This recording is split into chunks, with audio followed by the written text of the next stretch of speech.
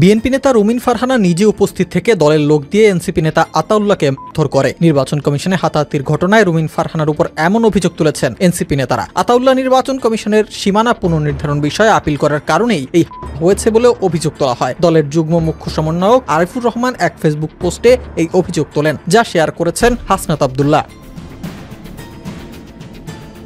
রুমিন ফারহানাকে লেডিডন আখ্যা দিয়ে আরিফ আরও অভিযোগ তোলেন, রুমিন ফারহানা তার ছেলেদের দিয়ে দেয়াচ্ছেন আর তিনি নাগিনীর মতো ফুসফুস করছেন। এ সময় নির্বাচন কমিশনের প্রতি অভিযোগের তীর ছুড়ে তিনি বলেন, খালেদা জিয়ার পিএস সাত্তারের আজ্ঞাবহ ইসি কমিশনের মধ্যেই একটা দলের অন্যতম শীর্ষ নেতাকে নিরাপত্তা দিতে পারে না, ইলেকশন করবে কিভাবে?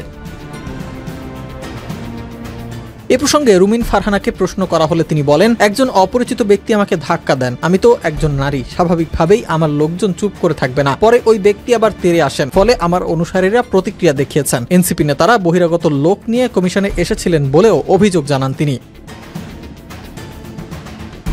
এমন ঘটনা নতুন করে সমালোচনার জন্ম দিয়েছে রাজনৈতিক অঙ্গনে। জানা যায়, এদিন ব্রাহ্মণবাড়িয়া 2 ও 3 আসনের খসড়া প্রকাশের পর পক্ষে ও বিপক্ষে আবেদন জমা পড়ে। শুনানির এক পর্যায়ে দুই পক্ষ উত্তেজিত হয়ে পড়ে এবং মারামারি শুরু করে। ইসি কর্মকর্তারা পরিস্থিতি নিয়ন্ত্রণে আনেন। পরে ইসি সচিব ব্রাহ্মণবাড়িয়া 2 ও 3 আসনের জন্য শুনানি শেষ করেন এবং উভয় পক্ষকে শুনানি কক্ষ ত্যাগ করার অনুরোধ জানান।